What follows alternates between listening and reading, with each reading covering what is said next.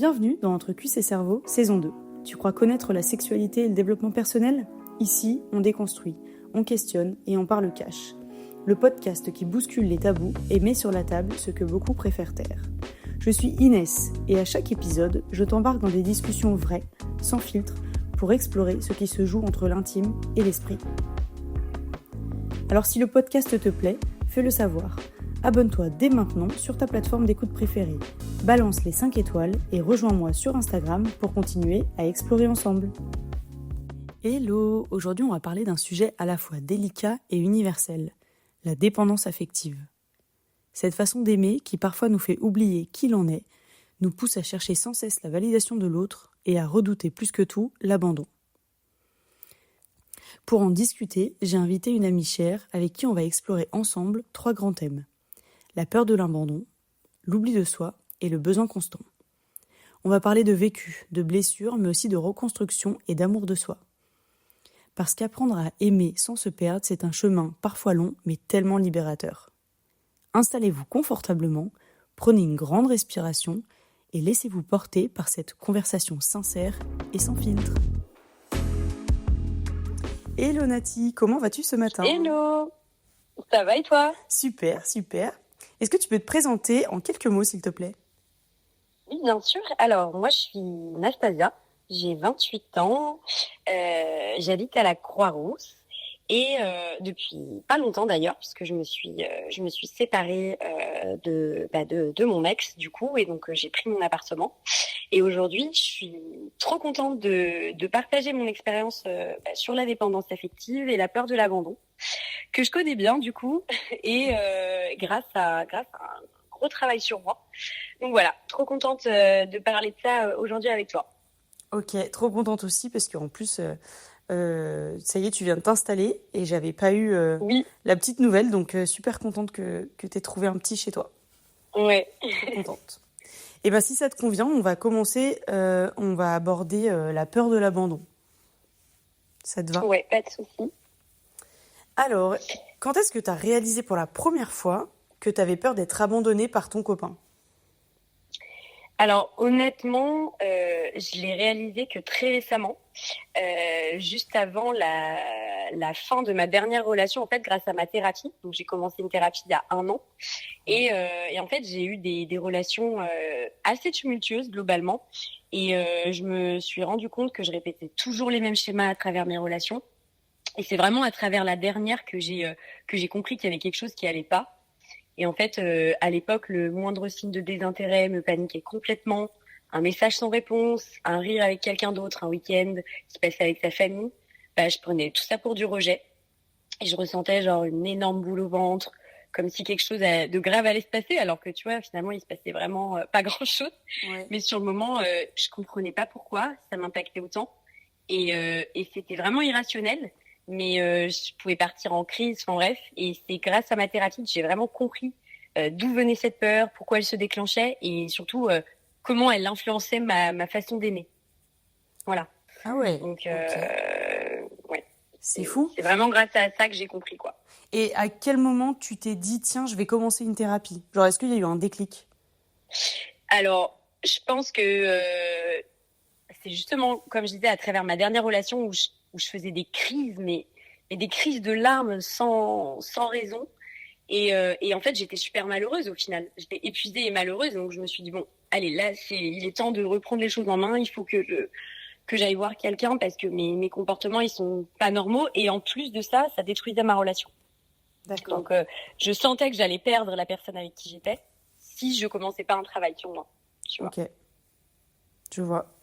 Et du coup, qu'est-ce qui te faisait le plus peur quand donc ton ex, il te laissait seule pour un week-end ou pour une soirée ? Est-ce que c'était l'idée justement d'être toute seule le soir chez toi, ou est-ce que c'était l'idée qu'il te quitte ? En fait, moi, la plus grande peur, c'était la peur d'être quittée. D'accord. Donc, de me retrouver seule, sans mec, quoi. En fait, j'avais l'impression que j'allais m'effondrer. C'était comme un vide atroce, un truc que je pourrais pas supporter. Tu vois, c'était une angoisse qui était hyper profonde, Ouais. et presque une sensation de plus exister. Tu vois, donc c'est super fort. Ouais. Il pouvait s'absenter un peu, il pouvait même la traverser silence ou quelques heures sans nouvelles. ça me donnait l'impression que tout allait s'effondrer, comme s'il allait vraiment partir, alors que finalement, il était juste en train de kiffer sa vie. Ouais.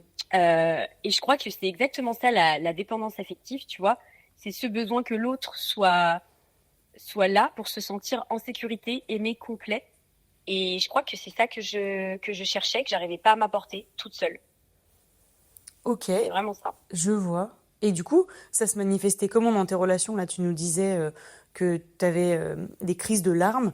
Est-ce que du coup, tu devenais Ouais. jalouse? Est-ce que tu essayais de prendre le contrôle sur sa vie, sur ses messages, sur ses appels? Alors, totalement. Dans mes relations, surtout dans ma dernière, ça se manifestait par de la dépendance émotionnelle, de l'anxiété, du besoin de contrôle, comme tu disais, de la jalousie et de la culpabilité. Alors, d'abord de la dépendance émotionnelle, parce que faut savoir que la personne qui souffre de la peur de l'abandon, elle va souvent fabriquer le masque du dépendant. Donc moi, j'avais besoin constamment d'être rassurée. Il fallait que l'autre soit très présent, qu'il me montre souvent qu'il m'aimait. Tu vois, j'attendais qu'il s'inquiète pour moi. Donc au point que parfois, j'exagérais mes symptômes ou mes émotions juste pour attirer son attention, tu vois. Lorsqu'il partait en soirée ou qu'il s'éloignait, j'étais en panique. Donc du coup, il fallait tout le temps qu'il m'écrive. Ça tournait en boucle dans ma tête. En gros, je scrutais chaque signe, chaque message pour vérifier que tout allait bien, si j'étais vraiment sa priorité. Le moindre geste que j'interprétais mal, ça pouvait partir en crise. Et vraiment, un truc pas du tout normal. Par exemple, s'il me prévenait pas de son retard, je pouvais imaginer genre 1000 scénarios, qu'il m'aimait plus, qu'il soit parti voir ailleurs, ou même qu'il lui arrivait quelque chose, tu vois. Et en gros, j'avais besoin de tout contrôler. C'était vraiment pour apaiser mon angoisse. Donc, c'était vraiment ma manière de me sécuriser et de me sentir en confiance.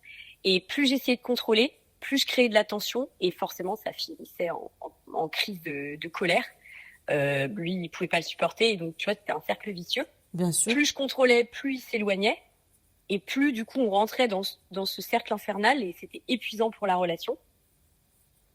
Et il y avait aussi beaucoup de jalousie. Alors la jalousie, c'était vraiment des choses irrationnelles, hein. Franchement, j'ai un peu honte de dire ça, Mais parfois j'étais jalouse de sa famille presque, tu vois. Ah ouais. Et Ok. la relation qu'il avait avec sa famille, ça pouvait me faire me rendre mal et jalouse parce que je me sentais moins importante et du coup ça crée cette insécurité, pardon, et ce sentiment de se faire abandonner. Et encore une fois, c'est pas rationnel. Et bien sûr, de la culpabilité. Genre, après chaque dispute, on s'engueulait super souvent du coup. Ouais. Je me sentais terriblement coupable. Et je me disais, mais qu'est-ce que j'ai fait? Pourquoi il a réagi comme ça? Et du coup, je me remettais tout le temps en question. Mais ça s'arrêtait pas, en fait. Je répétais toujours la même chose, en permanence. Ouais, c'était tout le temps en fait la base de votre relation, c'était ça quoi, ça tournait en rond Exactement. sans pouvoir trouver de réponse. Mais du coup, grâce à ta thérapie, j'imagine que tu as trouvé des réponses. Donc, est-ce que tu peux nous en dire plus sur cette peur? Est-ce que maintenant tu sais d'où ça vient? Ouais. Franchement, oui. Du coup, je me suis grave renseignée. Grâce à ma thérapie, ça m'a beaucoup aidée. Donc, je pense que, et d'ailleurs, elle touche beaucoup de personnes, cette peur de l'abandon. Elle vient de beaucoup de choses. Donc, d'après des psys, déjà, elle se crée dans l'enfance. Donc, à travers un climat qui est assez insécure. Ouais. Genre, c'est souvent lié à un manque de figure vraiment attachante ou sécurisante. Genre, c'est pas forcément une absence physique, mais c'est simplement un manque de présence émotionnelle. Donc, ça peut venir de plein de situations différentes. L'arrivée d'un frère ou d'une sœur dans la famille, un parent qui est absent, un décès, une séparation, un enfant qui est livré un peu trop à lui-même. Ouais. Et parfois, c'est juste une séparation précoce avec la mère, juste après la naissance, pardon. Et quand on grandit pas avec cette sécurité affective-là, ça laisse une trace. Et tu vois, pour ça, l'enfant, il va développer des mécanismes de défense. Genre, il va crier, il va pleurer, il va hurler. Oui. Et il va se couper de ses émotions pour ne plus ressentir ça. Et en fait, à l'âge adulte, on doit réapprendre à se reconnecter avec ces parties de nous et à comprendre ses blessures et surtout à ne plus se laisser guider par ces peurs qui vont détruire nos relations. Et pour ma part, je pense que ça vient d'un contexte familial assez instable, un peu insécure. Mes parents, ils avaient une relation vraiment conflictuelle. Ça gueulait en permanence, c'était pas calme, c'était pas un climat où un enfant pouvait se sentir, tu vois, en sécurité. Ouais. Et l'arrivée de ma sœur. Alors moi, pour ma part, l'arrivée de ma sœur, ça a été très compliqué pour moi. Et je me suis sentie de côté quand elle est arrivée. Et je pense que cette peur, elle a commencé aussi à se construire par rapport à ça. C'est fou Voilà. que tu aies réussi à mettre des mots et à comprendre tout ça. Est-ce que maintenant... Ça met du temps. Ah bah bien sûr, c'est sûr, mais est-ce que maintenant t'as réussi à en parler avec tes parents ou avec ta sœur ou pas du tout? Ouais, c'est une bonne question. C'est quelque chose de très récent où je commence tout juste à en parler avec ma mère. Ouais, Et ma sœur, c'est encore compliqué. ok. C'est encore compliqué d'en parler parce que bah il y a beaucoup de colère entre elle et moi. C'est assez conflictuel des fois, donc pour l'instant on n'en parle pas trop. Du Voilà, coup, mais ça viendra. ma prochaine question, c'était aujourd'hui pour toi, c'est quoi l'amour sain? Du coup, j'imagine qu'avec ta sœur, c'est pas un amour sain pour l'instant. Pour Mais l'instant, peut-être ouais, que c'est l'amour sain, tu l'as avec des amis, avec ta mère, ou peut-être avec un nouveau chéri. ouais, bah, un amour sain. Pour moi, un amour sain, c'est un amour avant tout où tu te sens en sécurité, où tu peux être toi-même sans Oui, avoir peur de déplaire ou d'être jugé, oui, où t'as pas besoin de contrôler l'autre. Donc c'était tout l'inverse de tout l'inverse de ce que j'avais, parce que naturellement, bah la confiance elle est là.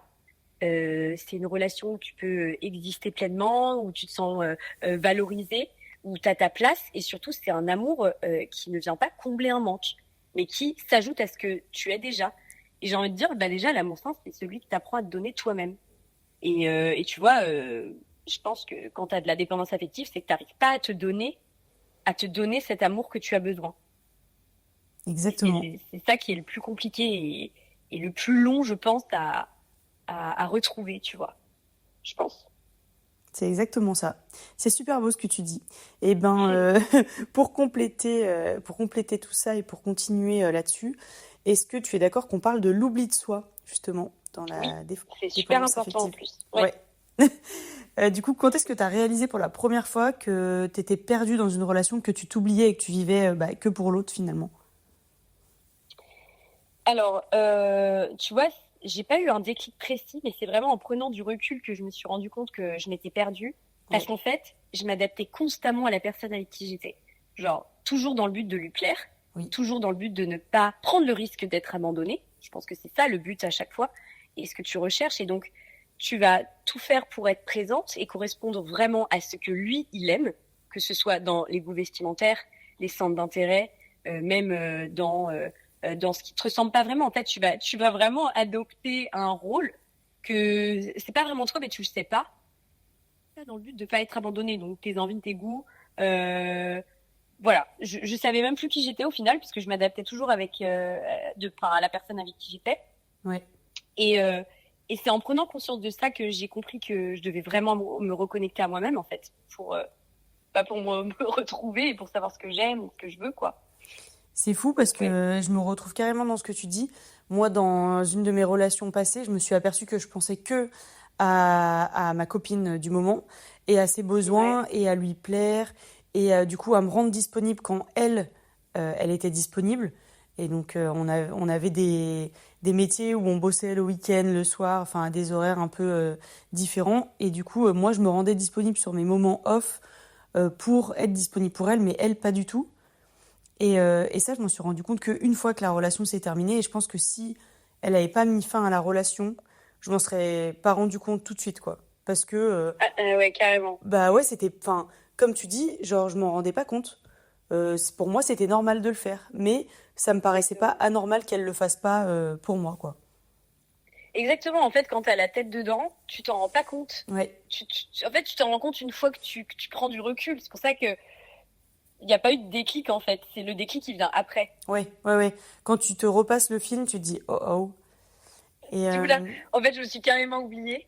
ouais, tu te dis, mais attends, j'ai mis de côté mes envies, mon temps pour moi solo, mes besoins, voilà, et Exactement. Pour ouais, plaire à l'autre. pour plaire à l'autre, exactement.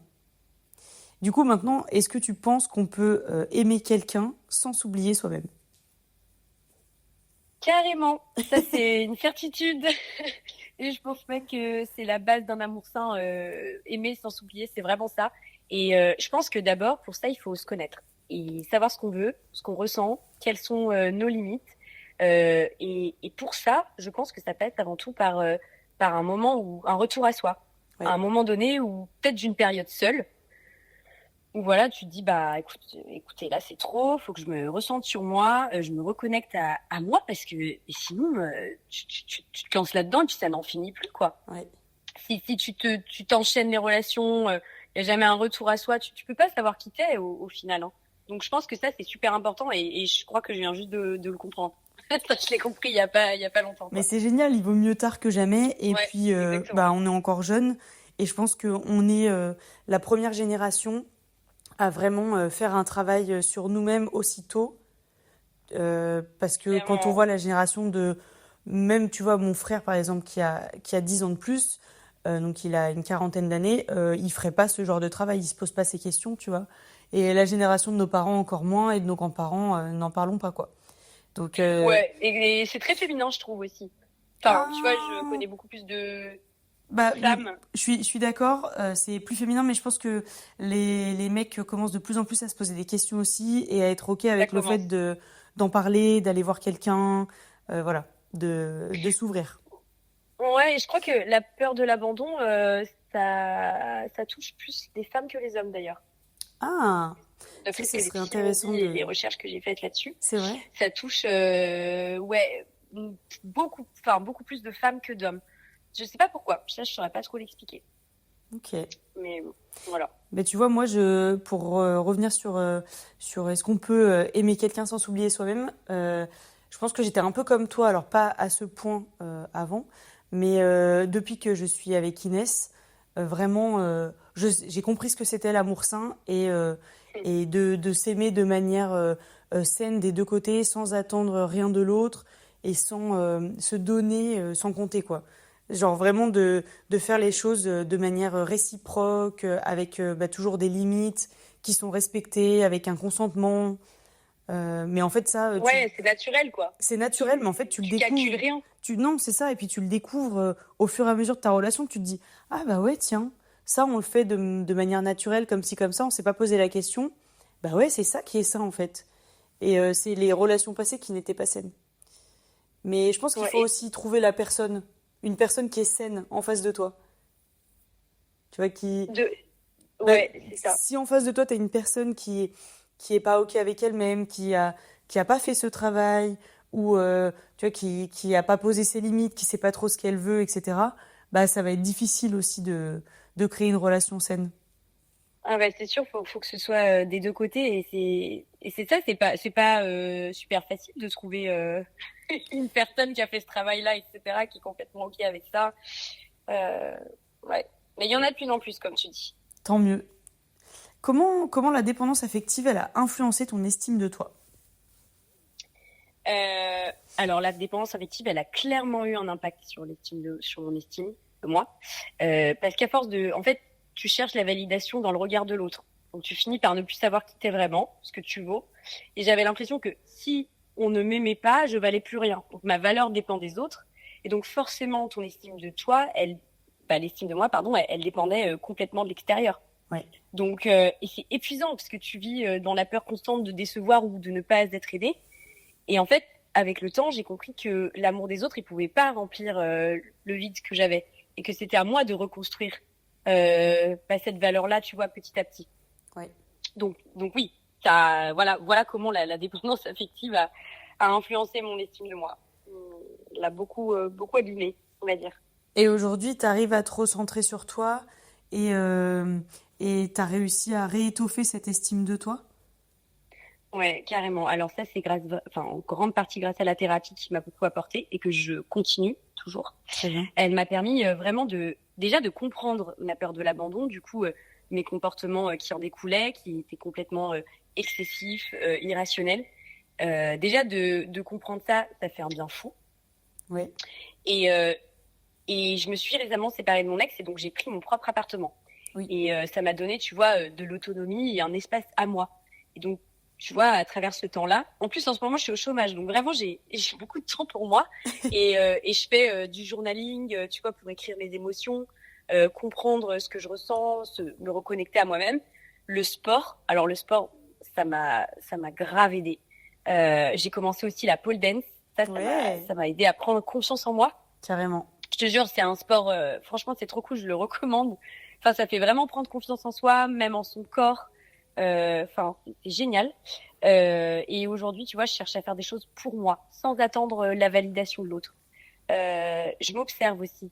Dès que je sens que je recommence à trop m'adapter, bah, je prends du recul et je retourne un peu à moi, tu vois. Oui, Voilà, c'est c'est ce que je génial. fais globalement. C'est vraiment génial. Et oui, en fait, c'est la première fois que tu habites seule. Oui, ouais, c'est ça. C'est la première fois que j'ai un appartement toute seule. Oui, donc Je suis avec personne dedans, donc c'est vrai que c'est une expérience, ouais. mais c'est génial parce que du coup, bah, il y a des moments qui doivent être difficiles, mais bien sûr, comme pour tout le monde. Mais comme tu disais, t'as ton petit chez toi et c'est chez toi, quoi. Tu fais ce que tu veux. Quand t'as envie d'être seule, t'es seule. Si tu veux inviter des potes, t'invites des potes. Et t'as Ouais, en vraiment fait, ton c'est vraiment espace. ça. Il y a eu un vrai tournant, le fait de prendre un appartement seul, parce qu'au début, je me disais, ça va être dur, je vais me sentir seule, je vais pas y arriver. Et en fait, c'est bien plus simple et agréable que ce que je l'imaginais. En Ouais, fait, je crois que c'est ça le plus important. C'est une fois qu'on affronte la peur qu'on a, oui, on se rend compte qu'en fait, on en faisait toute une montagne et qu'en réalité, on peut très bien s'en sortir, quoi. mais En évidemment, fait, il faut juste le vivre. oui. C'est facile à dire et je pense qu'il y a des gens genre, qui diront, mais non, mais c'est impossible. Mais vraiment, j'ai envie de dire, pour ceux qui écoutent le podcast, faites-le. Parce que vraiment, c'est quand tu le fais que tu réalises que ouais, c'est possible et c'est beaucoup plus simple que ce qu'on pensait. Trop bien. En tout cas, je suis super contente que toi, bah, ça t'ait fait du bien et que tu te sentes Mm. à l'aise de vivre seule et que bah, là, tu vis pleinement pour toi. Tu fais du sport, tu vois tes potes, voilà, tu ressens tes émotions et tu restes pas dans ta zone de confort. Tu prends des risques et tu vois que bah, en fait, c'est génial de prendre des risques et que ça Ouais, marche. c'est ça. Génial. Trop, C'est trop ça. bien. Et ben, on va continuer si tu veux bien. On va parler du besoin constant. Ouais. Euh, Est-ce que tu peux nous décrire rapidement ce besoin de l'autre que tu ressentais? À quoi ça ressemblait au quotidien quand tu étais avec ton ex? Ouais, en fait, c'était pas forcément, j'avais pas forcément besoin d'une présence physique constante, pardon, Oui, mais c'est plutôt d'une présence émotionnelle forte, tu vois. Genre, ok, ce que je recherchais, c'était avant tout de la validation, du soutien et de l'écoute. Ça, il fallait que j'en ai, à tout ok, prix. Et c'était presque devenu en fait un besoin vital. J'avais besoin de sentir que j'étais vue, comprise, importante pour l'autre et sentir que j'étais sa priorité. Et ok. quand je retrouvais pas ces signes-là, bah, je pouvais vite basculer dans l'angoisse ou la panique, tu vois. Et j'avais la sensation d'être rejetée. Et c'est souvent dans ces moments-là que mes réactions, elles étaient complètement disproportionnées.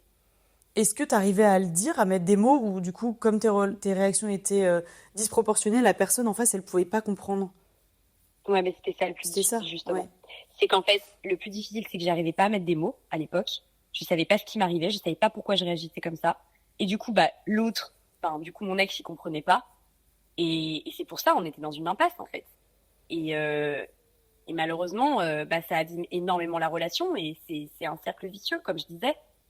C'est que tant que tu comprends pas pourquoi il t'arrive ça, tu peux pas l'expliquer à l'autre. Oui, Enfin, c'est trop compliqué. Et l'autre, il peut encore moins te comprendre. Et t'attends de l'autre qui lise en toi, carrément, qui comprenne, alors que toi-même, tu comprends pas. ouais. En bref, Ouais, c'est vrai. Non, c'est mais c'est vraiment un c'est assez cercle vicieux. compliqué. Tu vois, ça me fait penser, moi, quand j'étais donc avec mon ex aussi, j'étais tout le temps en manque de cette personne. J'avais hyper hâte de la retrouver. On se disait à longueur de journée, tu me manques, j'ai hâte de te voir ce soir, demain ou dans une semaine, mais à m'en rendre malade. Genre vraiment à Ouais. sentir un manque au fond de moi. Mais en fait, je me rendais pas compte que c'était pas normal. Et je me rends compte maintenant que c'était pas sain d'être tout le temps en manque de cette personne. C'était vraiment de la dépendance. On vivait une espèce de passion et on était, en tout cas moi, je vivais une passion parce que elle, je sais pas, on communiquait pas, mais euh, j'étais dans ma bulle de passion et il y avait rien autour quoi. C'était tout pour elle à en crever quoi, vraiment. Et quand ça s'est terminé, j'ai vraiment cru que j'allais mourir quoi. Enfin, genre vraiment Ouais, c'est un horrible, vide ce intersidéral sentiment. quoi. Ah ouais, horrible. J'avais C'est jamais vraiment ce vécu ça. sentiment-là, ouais, hyper. Enfin, c'est une souffrance extrême, en fait.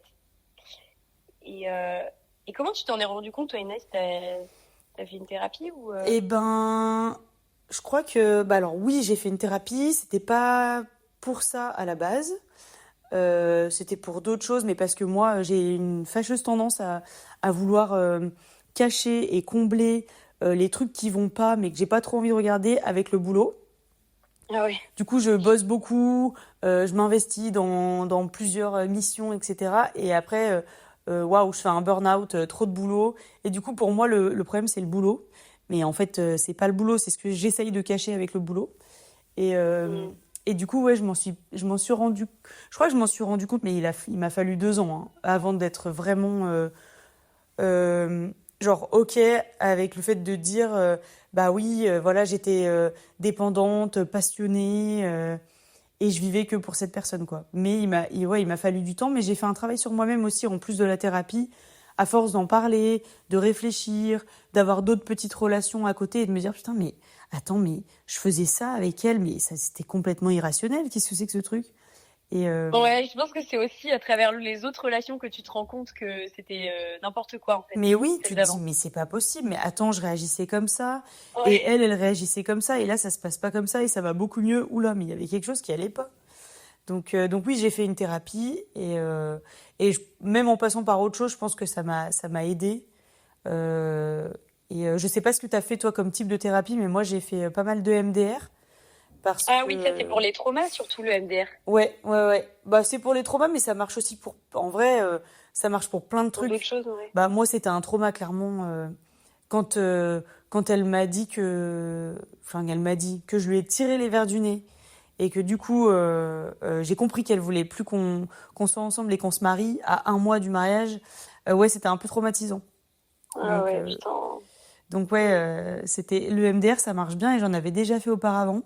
Et franchement, je suis pas déçue à chaque fois. Ça fonctionne bien et ça fait ressortir plein de choses. Alors c'est pas évident parce que c'est vraiment ça te chamboule. Mais Ouais, après, c'est tu ce vois, que tu te j'ai cru sens comprendre. J'en ai pas fait de l'EMDR, mais j'en ai entendu parler. Et apparemment, ouais, tu retravailles ce que t'as déjà, tu plonges dans ce que t'as déjà vécu, c'est ça? Un exactement. peu. Vraiment, Mm. t'es à fond dans un moment. Vraiment, tu Ouais. te visualises le moment, etc. Et tu te le répètes, tu le revisualises, etc., etc. Et ça, vraiment, après, c'est... Pouh, tu te sens soulagé, quoi. Ouais. Ouais, non, mais c'est trop cool. En tout cas, non, bah, j'ai pas fait de MDR pour ma part. Ouais, C'est une thérapie que je fais encore, qui est une thérapie classique. ouais, Un peu de psychocorporel, donc un peu de thérapie à travers le corps aussi. ok. Mais voilà, beaucoup de parler. J'étais de l'ICV aussi, c'est de l'intégration du Ah oui, cycle de vie. ok, C'est super intéressant et franchement, ça m'aide beaucoup. Donc tant mieux. voilà, Il il faut continuer parce que je pense que tout oui, le monde devrait être suivi toute sa vie parce qu'on a toujours des petits ouais, c'est trucs qui vont clair. pas, des petits traumas. On a l'impression que c'est rien, mais en fait, au quotidien, quand ça s'accumule, bah après, ça te fait avoir des réactions ou tu vois des angoisses. Je pense que Exactement. Et puis comme tu dis, on a tendance à tout foutre au placard. ouais, Et un jour, en fait, j'ai toujours cette image du fantôme derrière le placard qui toque, qui toque, qui toque, c'est ça. qui tape, et un jour, il pète la porte, un jour, il pète la porte et ça te bondit à la figure, quoi. Et ça y est, tu te prends toutes tes angoisses dans la gueule, et ça peut être à 40 ans, à 50 ans, mais Ouais. il faut se dire un jour, le truc, il ressort, quoi. Ah mais C'est évident. c'est évident, c'est pour ça qu'il vaut mieux traiter petit à petit, quoi. Comme ça, t'élimines au Ouais, fur et à mesure. Mais bon, c'est pas évident pour tout le monde aussi d'aller parler et d'accepter. Parce que c'est vrai que quand tu commences une thérapie, tu te dis, ok, donc là, en fait, je vais être face à moi-même et à mes traumas. Est-ce que j'ai vraiment envie de revivre tout ça? Donc il faut être prêt avant d'y exactement. aller. Ouais, Parce que si t'es pas prêt, ça marchera pas. ouais. Nati, comment maintenant t'arrives à te donner à toi-même ce que tu cherchais auprès des autres avant? Alors déjà, je continue ma thérapie. Ça t'as déjà compris, ça Oui, m'aide beaucoup. Il faut accepter que ça dure un certain temps, oui, qu'on change pas du jour au lendemain, qu'il faut du coup faire preuve de patience. Enfin, j'ai jamais autant été patiente qu'aujourd'hui, je pense, parce que c'est un peu long quand même. Mais comme je le disais avant, j'ai vraiment appris à prendre du temps pour moi. Donc le journaling, je passe énormément de temps seule. Parce que oui, comme je te disais, bah, ça fait 1 mois là que je suis au chômage, donc au final, je me retrouve seule dans mon appartement. Et donc la plupart du temps, bah ouais, la journée, je suis toute seule, juste pour m'écouter, me comprendre, m'habituer à être avec moi-même. oui. Et petit à petit, j'essaie aussi tu vois, de dépendre moins des autres pour me sentir bien. Genre, je fais plus de choses en fonction de moi, de ce que je veux vraiment. Et le tournant, bah, ça a été l'appartement, Oui. évidemment. Voilà. Et ce que je disais tout à l'heure, et c'est vrai, c'est affronter mes peurs. C'est surtout ça en fait. Voilà comment j'apprends à me donner aussi moi-même les choses, c'est faire les choses qui te font peur et ne pas attendre les autres pour les faire, tu vois. C'est très inspirant. J'espère que ça donnera envie à d'autres personnes de sauter le pas et d'y aller et d'arrêter d'attendre d'avoir quelqu'un pour aller au cinéma, pour aller courir, pour faire une activité, pour partir en week-end. C'est hyper important d'apprécier de faire des choses seules. Alors selon toi, Nati, d'où vient ce besoin d'être constamment rassurée ou validée? Du coup, alors en y réfléchissant bien, je pense pas avoir manqué d'amour ou d'attention pendant mon enfance. Par contre, il y a eu un événement quand même assez important, c'est qu'à l'âge de mes 12 ans, mon père a eu un accident, un très grave accident, et j'ai très vite perdu ce regard rassurant et sécurisant d'un père. À 12 ans, on est encore jeune et on a besoin de ces figures d'attachement. Et je crois qu'à partir de ce moment-là, j'ai commencé à chercher ce regard et cette validation ailleurs, notamment auprès des hommes. Et donc j'ai fini par être dépendante en fait des hommes. Voilà pourquoi. Et en parallèle, j'avais vraiment du mal à me valider moi-même, à m'estimer et à me rassurer toute seule. Et du coup, j'avais naturellement tendance à chercher à l'extérieur ce que je savais pas encore m'apporter. Donc le soutien, l'attention, la sécurité. Ok.